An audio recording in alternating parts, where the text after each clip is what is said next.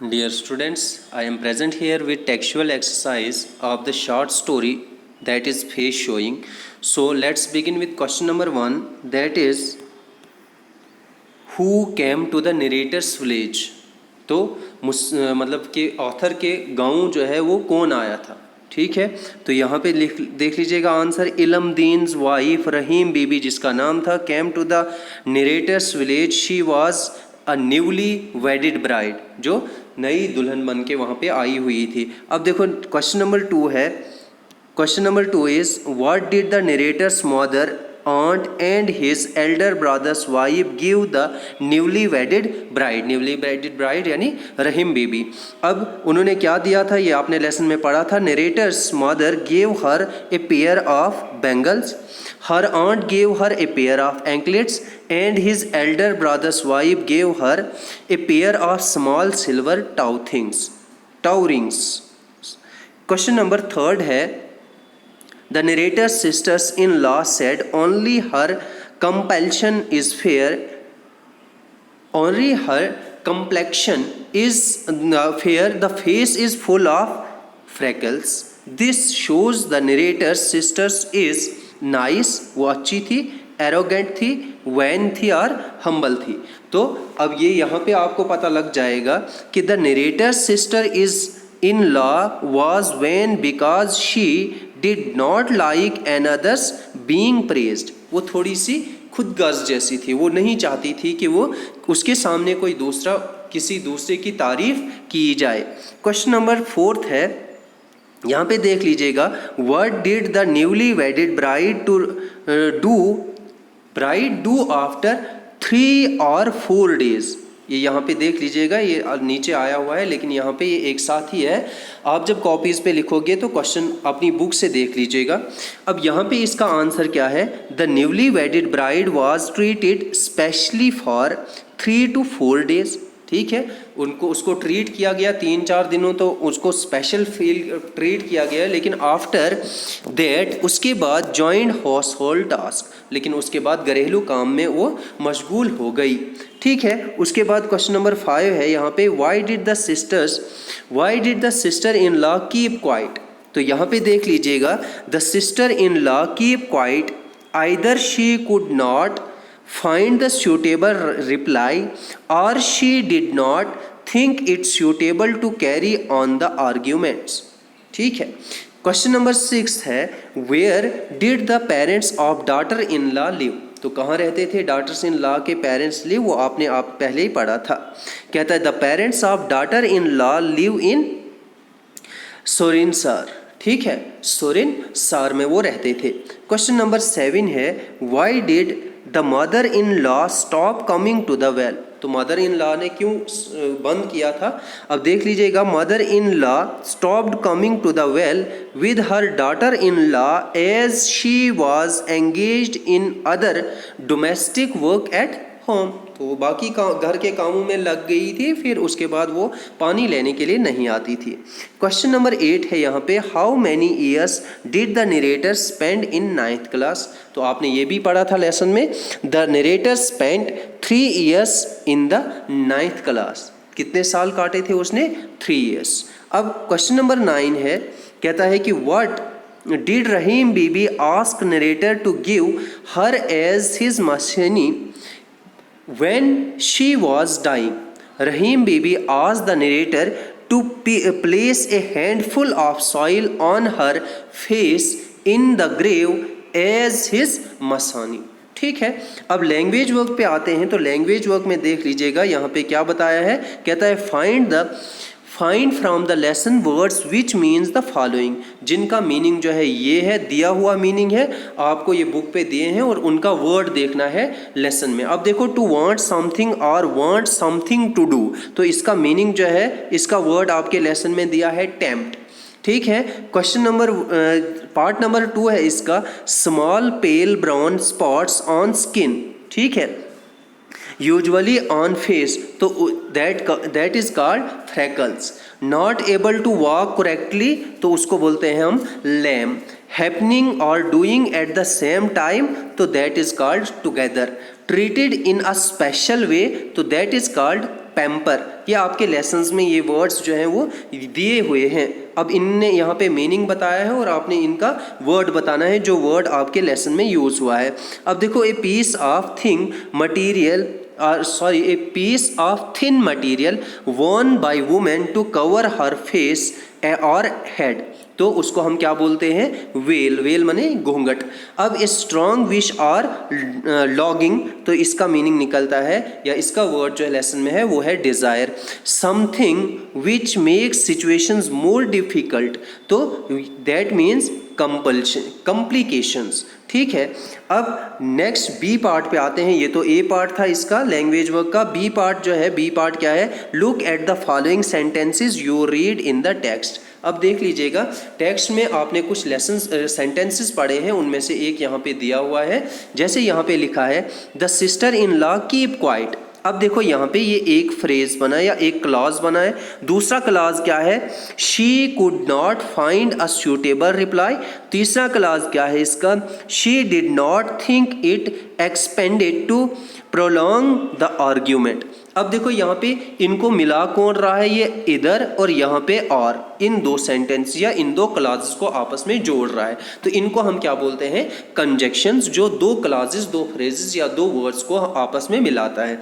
अब देख लीजिएगा यहाँ पे कंजक्शन जो है यहाँ पे दिया हुआ है द अंडरलाइन। यहाँ पे देख लीजिएगा the underline words. Underline words कौन सा है? एक ये जो सर्कल वाले जिनको मैंने सर्कल किया यहाँ पे, और इधर और are.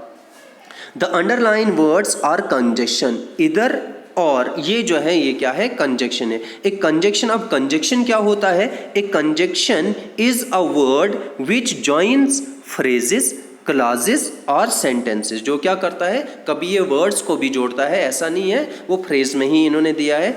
If conjunction is a word which joins phrases, clauses और सेंटेंसेस। अब कंजक्शंस आर आल्सो कॉल्ड, इनको, इन कंजक्शंस को क्या कहा जाता है? इसको लिंकर कहा जाता है, या लिंकिंग वर्ड्स भी कहा जाता है, या कनेक्टिव्स कहा जाता है, या कनेक्टर्स कहा जाता है। ठीक है, ये कंजक्शंस के ही अदर नेम्स हैं। There are 3 types of conjunctions. हमारे पास जो है वो 3 तरह के कंजक्शंस होते हैं। एक सबऑर्डिनेट कंजक्शन होता है, एक कोऑर्डिनेट कंजक्शन होता है, और तीसरा कोरिलेटिव कंजक्शन होता है। ठीक है, सबऑर्डिनेट 1, कोऑर्डिनेट 2 और कोरिलेटिव तीसरा कंजक्शंस होता है। ठीक है, उसके बाद जो है यहाँ पे द अबव मेंशन्ड कंजक्शंस और कोरिलेटिव कंजक्शन। अब जैसे यहाँ पे दिया था इधर और आपके एग्जाम्पल में, तो यहाँ पे जो है ये क्या है? ये कंजक्शन कौन सा कंजक्शन है? ये कोरिलेटिव कंजक्शंस है। लेकिन कभी कभी आपको किसी ग्रामर पे ये कोऑर्डिनेटिंग कंजक्शंस में ही दिया जाएगा। ये उसी की एक एग्जाम्पल है, लेकिन हम अलग से इसको लेते हैं क्योंकि ये पेयर्स में यूज होते हैं। ठीक है, पेयर्स में जैसे यहाँ पे दिया भी है कोरिलेटिव कंजक्शंस जो हैं, यहाँ पे कोरिलेटिव कंजक्शन जैसे इधर और, ये आपका पहले यहाँ पे यूज हुआ था। इसी तरह से हम निदर नॉर का यूज करते हैं, बोथ और एंड का यूज करते हैं, नॉट ओनली बट आल्सो का यूज करते हैं, वेदर और या नॉट का यूज करते हैं। देख लीजिएगा, अब यहाँ पे कुछ एग्जांपल्स यहाँ पे इन्होंने बताया है कि आपने यहाँ पे यूज करना है इन्हीं कंजक्शंस को, कोरिलेटिव कंजक्शंस को। Fill in the blanks in the following sentences using correlative conjunctions. अब कोरिलेटिव कंजक्शंस जो आपने अभी यहाँ पे देखा, कोरिलेटिव कंजक्शंस कौन से हैं? इधर और, neither nor, but, both and, not only but also, whether और। ठीक है, इसके बाद आपने यहाँ पे यूज करने हैं ये वाले कंजक्शंस। जैसे यहाँ पे दिया है dash dash he likes dash not he was to move with his parents. अब यहाँ पे क्या लगेगा? ये कंजक्शन है, एक ये वाला कंजक्शन है विदर और यहाँ पे और। ठीक है, विदर ही लाइक्स और नॉट। ठीक है, वेदर ही लाइक्स और not, he has to move with his parents. ठीक है, देख लीजिएगा यहाँ पे बोथ एंड क्या है? यहाँ पे एंड है, बोथ और and. Both my brother and my sister is a graduate. ठीक है, इज अ ग्रेजुएट। अब यहाँ पे देख लीजिए बोथ और एंड जो है ये क्या है? ये कोरिलेटिव कंजक्शंस हैं। इस तरीके से हम यहाँ पे देख लेंगे शी इज नॉट अब देखो नॉट ओनली बट आल्सो आया है, बट आल्सो यहाँ पे, तो यहाँ पे हम देख लीजिएगा, आप देख लीजिएगा, she is not only beautiful but also intelligent. तो यहाँ पे जो है ये एक बट आल्सो और नॉट ओनली, ये क्या है, ये कोरिलेटिव कंजक्शंस हैं, ठीक है। नंबर 4 पे आएंगे, the fire destroyed not only, फिर से यही वाला कंजक्शन यूज हो रहा है, the cloth store but also a stationery shop. The fire destroyed not only the cloth store but also the stationery shop, ठीक है। तो ये but also जो है ये यहाँ पे correlative conjunctions है। नंबर 5 पे आते हैं, यहाँ पे भी वही वाला जो पहले सेंटेंस में आपका यूज हुआ था, whether or not, whether he likes it or not he has to undergo surgery, ठीक है। नेक्स्ट है इधर और आर, ठीक है, इधर और यहाँ पे था वेदर और ये कोरिलेटिव कंजक्शंस है, वेदर इधर और आर यहाँ पे है, तो देख लीजिएगा यहाँ पे कैसे आएगा, इधर ही इज सिंसियर और he is pretending to do so, ठीक है, इधर ही इज सिंसियर और he is pretending to do so. अब देखो यहाँ पे क्वेश्चन नंबर 7 है या पार्ट नंबर 7 है इसका, कहता है कि he borrowed a book from the library. He, अब यहाँ तक तो यहाँ पे कोई कोरिलेटिव कंजक्शन है, ही निदर, ये वाला जो है कंजक्शन है, neither read it nor return it, ठीक है, he neither read it nor return it, तो निदर जो है यहाँ पे कोरिलेटिव कंजक्शंस है, निदर नॉर, ठीक है। अब देखो he speaks both English and Hindi, अब बोथ और एंड यहाँ पे आएगा, he speak both English and Hindi. अब इसको हम यहाँ पे ऐसे भी लिख सकते हैं, अगर कोरिलेटिव कंजक्शंस भी आपको एग्जाम में आता है तो आप इसका ऐसा भी कर सकते हो, जैसे he speaks neither English nor Hindi, न तो वो इंग्लिश बोलता है न ही हिंदी बोलता है। अब यहाँ पे बोथ हफीज़ एंड सलमा, अब बोथ और एंड यहाँ पे ये कोरिलेटिव कंजक्शंस है, both Hafeez and Salma have taken the stationery to the class. अब इसका दूसरा लिख सकते थे आप दूसरी तरीके से, निदर हफीज़ नॉर सलमा, ठीक है, neither Hafeez nor Salma has taken the stationery to the class. अब यहाँ पे है क्वेश्चन नंबर, ये पार्ट नंबर 10 इसका, शी इज़ निदर, तो यहाँ पे ये कोरिलेटिव कंजक्शन है, she is neither a regular student nor she is ready to give up studies, ठीक है। अब निदर और नॉर ये इन दो क्लॉजेज या दो फ्रेजेस को आपस में जोड़ता है। अब देख लीजिएगा सी पार्ट है इसका, सी पार्ट क्या है, look at the following sentences from the story, ठीक है, look at the following sentence from the story. अब एक सेंटेंस यहाँ पे दिया हुआ है, क्या है, that is Greek beauty for you, ठीक है। अब ये ग्रीक ब्यूटी जो है ना, ये इसका मीनिंग क्या है, तो ये मीनिंग जो है इसका अगर अलग अलग मीनिंग लेते हैं तो ये इसका मीनिंग जो है अलग अलग हो जाता है, लेकिन जब हम मिला के लिखते हैं तो इनको एडियम्स बोलते हैं। और एडियम्स क्या होता है वो आप नीचे यहाँ पे ग्रुप में ये पढ़ोगे, देख लीजिएगा। The underline words have nothing to do with something related to Greece, इसका इस ग्रीस के साथ, ग्रीक के साथ इसका कोई मतलब या ग्रीस के साथ इसका कोई मतलब नहीं है। It is an idiomatic expression here, क्या है, एक आइडियोमैटिक एक्सप्रेशन, एक इडियम्स है। It means beauty which can not understood. अब देखो यहाँ पे ग्रीक ब्यूटी का मीनिंग जो है वो क्या निकलता है, एक ऐसी खूबसूरती जो समझी न जाए, ठीक है,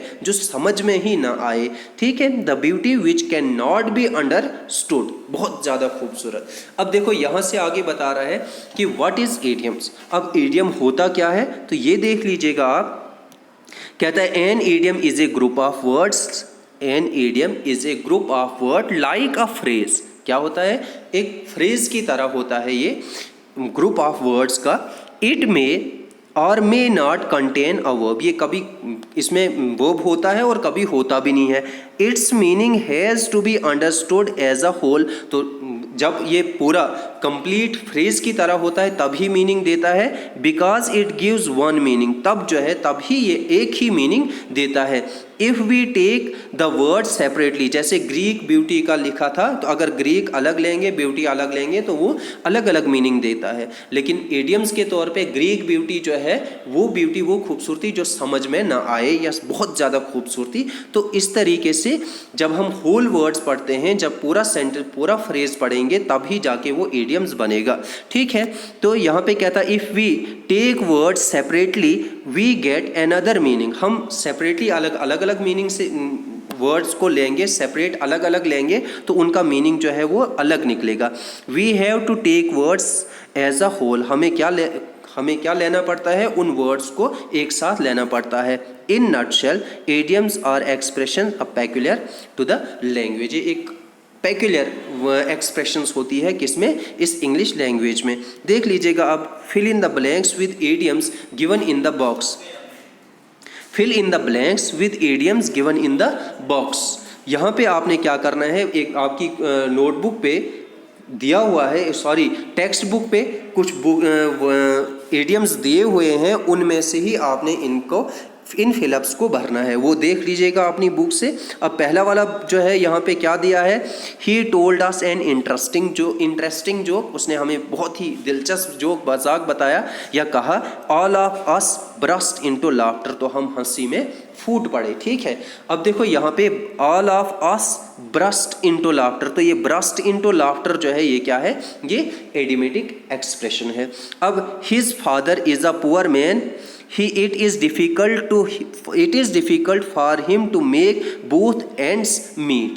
अब both ends meet का मतलब क्या होता है, to earn enough income for basic needs। ठीक है, अब उसको क्या होता है कि मतलब अपनी जो बेसिक नीड्स है उनको, उनकी ज़रूरियात को पूरा करने के लिए उसको बहुत मुश्किल हो रहा है। यहाँ पे मैं नहीं है, यहाँ पे मैन है, ये आप अपनी टेक्स्ट बुक पे देख लीजिएगा।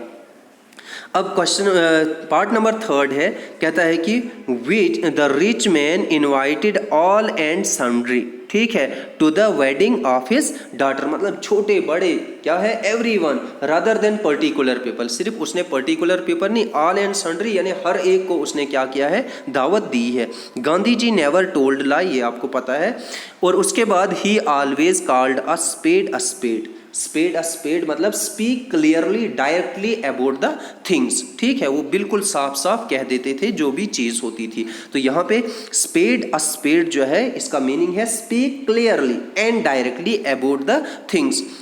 अब देखो यहाँ पे क्वेश्चन नंबर पार्ट नंबर 5 है इसका, this piece of land has become a boon of connection between the two brothers. अब ये बून ऑफ कनेक्शन जो है ये एक आइडियोमेटिक एक्सप्रेशंस है, इसका मीनिंग क्या है, इस सब्जेक्ट टू आर्ग्यूमेंट और डिसएग्रीमेंट। ठीक है, इस सब्जेक्ट ऑफ या द सब्जेक्ट ऑफ आर्ग्यूमेंट और डिसएग्रीमेंट, तो उस वक्त हम बून ऑफ कनेक्शन कह सकते हैं। तो ये किसके बीच था, दो भाइयों के बीच में। ठीक है, तो ये है idiomatic expression boon of connection. Number 6 पे आते हैं, when he read the answer he was cut to the quick. When he read the answer he was cut to the quick। अब ये cut to the quick जो है इसका meaning क्या निकलता है, to hurt someone's feeling a lot, to hurt someone's feeling a lot, बहुत मतलब क्या, किसी की फीलिंग्स पे चोट पहुंचाना, कट टू द क्विक। अब यहाँ पे जो है नंबर 7 है, रहीम baby told the narrator that the previous year he had also been in the 9th class। he felt at loss। felt at loss जो है यहाँ पे क्या है, felt at loss या feel at loss का मतलब unable to speak for words and couldn't bear to stand in front of her। यानी जब उसने, रहीम बीबी ने उससे पूछा था आप तो पिछले साल भी क्या थे, 9th में थे, तो वो उसके सामने रह ही नहीं पाया, वो अनेबल टू स्पीक हुआ, मतलब बोलने के काबिल ही नहीं हुआ। तो ये फील और फेल्ट एट ए लॉस का मतलब है unable to speak for the words and couldn't bear to stand in front of her, और वो इसके मतलब उसके सामने खड़ा रहने के मतलब लायक ही नहीं रहा और वहाँ से निकल गया। अब देख लीजिएगा यहाँ पे नंबर 8 है if you don't study properly you will cut a sorry figure in the examination. Cut a sorry figure का मीनिंग जो है वो क्या निकलता है, to create an unfavourable impressions. ठीक है, अब जब कोई एग्ज़ाम में पास होता है तो वो उसका इम्प्रेशन जो होता है वो अनफेवरेबल होता है। तो यही बात यहाँ पे है, if you don't study properly, अगर तुम सही तरीके से नहीं पढ़ोगे तो you will cut sorry figure in the examination. अब यहाँ से आगे जो है ग्रामर वर्क है। ग्रामर वर्क जो है, ग्रामर वर्क में क्या दिया है आज का आपको फ्यूचर प्रोग्रेसिव और फ्यूचर कॉन्टिन्यूअस टेंस के बारे में बताया है। Look at the following sentences. He will be marrying, देख लीजिएगा विल बी मैरिंग यहाँ पे, क्योंकि विल और शैल हम फ्यूचर में लगाते हैं और बी हमने यहाँ से ये बी जो है ये बता रहा है कि ये कॉन्टिन्यूअस और प्रोग्रेसिव की बात कर रहा है, फ्यूचर प्रोग्रेसिव की बात कर रहा है। और ये आईएनजी भी हमें ये बता रहा है, क्योंकि हम आईएनजी फॉर्म बोलते हैं या प्रेजेंट पार्टिसिपल इसको बोलते हैं। The girl of his choice soon, अब देखो यहाँ पे भी विल बी स्टडिंग, ठीक है, she will be studying in the evening tomorrow. अब यहाँ पे जो ये वाला वर्ड, ये वाला फ्रेज जो है, ये वाले वर्ड्स जो है ये हमें बता रहे हैं कि सेंटेंस जो है वो किस टेंस में है। ठीक है, तो ये फ्यूचर किस में है, कॉन्टिन्यूअस में है या फ्यूचर प्रोग्रेसिव में है। देख लीजिएगा यहाँ पे बताया भी, the underline words are in the above sentences are the future continuous और प्रोग्रेसिव टेंस। फ्यूचर कॉन्टिन्यूअस और फ्यूचर प्रोग्रेसिव टेंस में we use future progressive tense to indicate an action. कैसे एक्शन को हम शो करते हैं, इंडिकेट करते हैं, that will be taking place in the future, जो आने वाले वक्त में होता है, ये आपको पता है।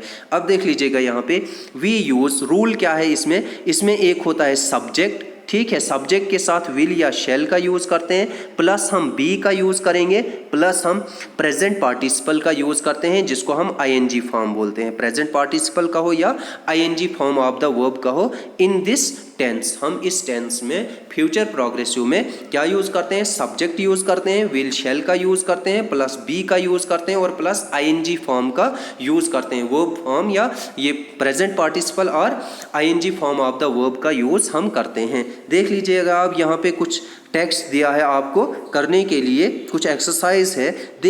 यहाँ पे है fill in the blanks using figure continuous और प्रोग्रेसिव। ठीक है, fill in the blanks using future continuous और progressive tense of the verbs given in the brackets. Bracket में क्या दिया है, एक वर्ब दिया है, उसकी आपने क्या बनानी है, फ्यूचर कॉन्टिन्यूअस फॉर्म बनानी है। अब देख लीजिएगा यहाँ पे लर्न है तो ही विल बी लर्निंग, क्योंकि विल भी हमने लगाना है और बी भी लगाना है, तो लर्न का हमने आईएनजी फॉर्म लगानी है तो वो लर्निंग बनेगा। He will be learning English this time tomorrow. अब सेकंड पार्ट है इसका शाइन, तो यहाँ पे शाइन का यहाँ पे क्या बनाना है आपने, फ्यूचर कॉन्टिन्यूअस बनाना है। तो फ्यूचर कॉन्टिन्यूअस द सन तो है, ठीक है, ये सब्जेक्ट आ गया। अब सब्जेक्ट के साथ हमने विल या शैल का यूज़ करना है तो विल यूज़ होगा यहाँ पे थर्ड पर्सन के साथ।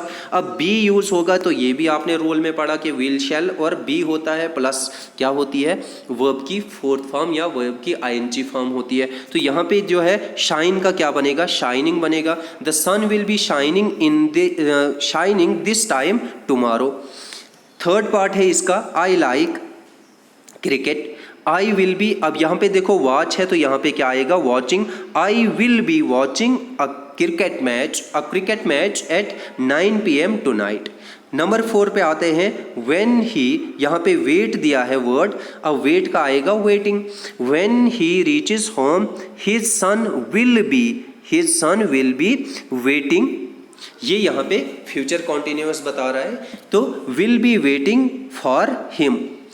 नंबर 5 है दे शैल, अब अराइव है तो अराइव का क्या बनेगा, अराइविंग, ठीक है यार, अराइव्स, ठीक है। अब यहाँ पे देख लीजिएगा, यहाँ पे है they shall be waiting for us when the train was arrives. अब यहाँ पे अराइव यहाँ पे नहीं है, यहाँ पे वर्ड जो था यहाँ पे क्या था, वेट था। ये देख लीजिएगा अपनी बुक पे, दे शैल बी वेटिंग, वेट का आएगा waiting for us when the train arrives.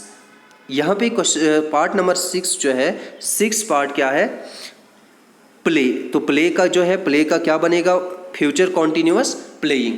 तो देख लीजिएगा यहाँ पे कहता है they shall be playing a match this time tomorrow. Number 7 पे आते हैं डोंट फोन। अब स्लीप है तो स्लीप का बन जाएगा स्लीपिंग। अब don't phone me after 10 o'clock I shall be sleeping. I shall be sleeping. Number 8 है when you reach there she will be reading. तो रीड होगा इसका फर्स्ट फॉर्म वर्ब, तो रीड का क्या बनेगा reading. She will be reading a book. ठीक है। नंबर 9 है और लास्ट नंबर है इसका, कहता है लिसन है तो लिसन का जो है क्या बनेगा listening. I shall be listening to the news at 9 AM tomorrow. ठीक है। अब शेल जो है यहाँ पे रूल का लगा, सब्जेक्ट आई लगा, शेल जो है रूल का लगा, बी भी रूल का लगा और लिसन का जो है हमने यहाँ पे क्या लगाया वर्ब की प्रेजेंट पार्टिसिपल फॉर्म या हम इसको आईएनजी फॉर्म बोलते हैं, तो लिसनिंग लगा। इस तरीके से ये सेंटेंस कंप्लीट होता है और लेसन भी कंप्लीट होता है। Thanks and have a nice day.